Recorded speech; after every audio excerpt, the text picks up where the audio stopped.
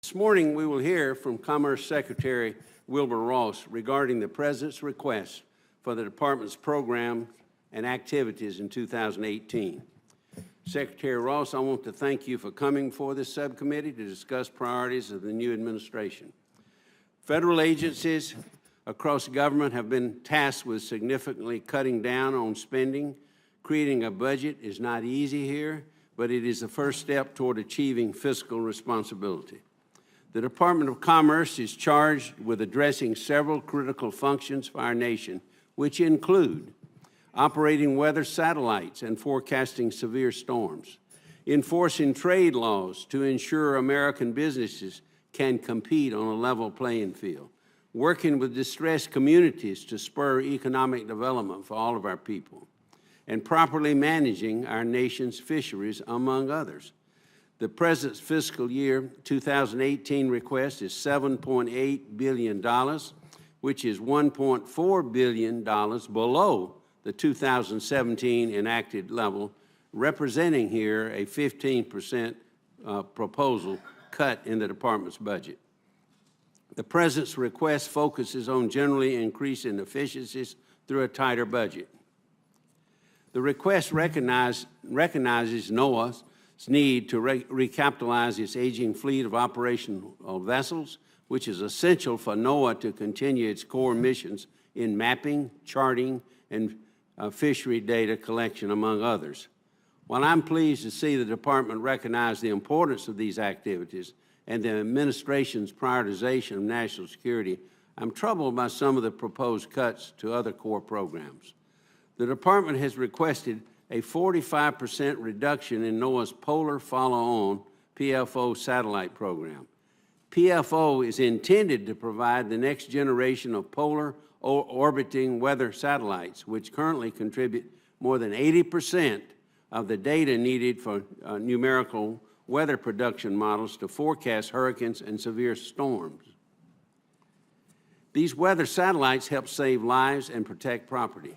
Secretary Ross, I'm interested in hearing the Department's long-range strategy behind the requested decrease. What does the administration consider to be an acceptable risk posture for the future of polar weather satellites? I'm also concerned, Mr. Secretary, about the Department's budget decreases for programs that would advance weather forecasting capabilities. For example, proposed cuts to the National Water Model could significantly impact our nation's ability to provide and respond to severe floods. These cuts would slow operation at NOAA's National Water Center, which provides invaluable forecasts and services to the nation for water-related hazards.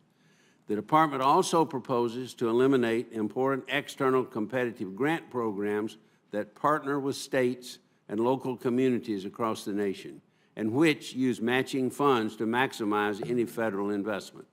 For example here, the Economic Development Administration, EDA, provides small but valuable investments for economically distressed areas in our country to spur development and support job creation.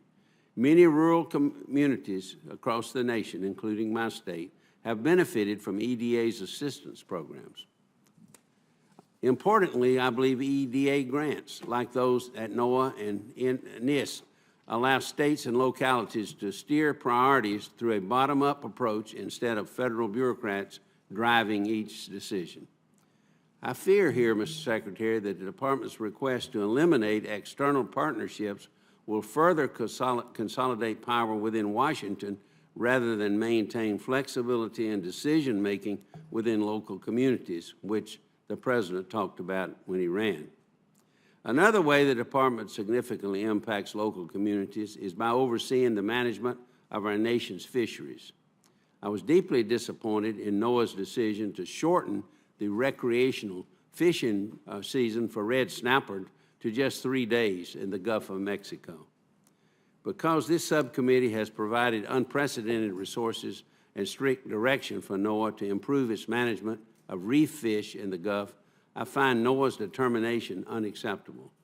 In 2017, the subcommittee made permanent the extension of state boundaries in the Gulf for managing red snapper and provided $10 million to conduct an independent stock assessment which will be compared to NOAA's internal process.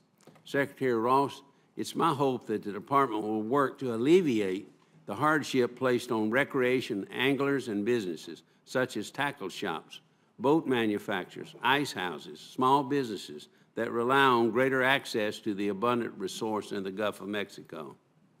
Finally, I have questions about the department's accountability and oversight of the upcoming 2020 census, which we've talked about privately. Not only did the Government Accountability Office add the 2020 census to its high-risk list, but a critical computer system was recently discovered to have surpassed its budget by $309 million. That's before you got there, I know that. As the 2020 census approaches, such news does not instill confidence in us here in the department's preparation for this constitutional requirement. Mr. Secretary, I look forward to hearing your views today and other matters, and we also look forward to working with you.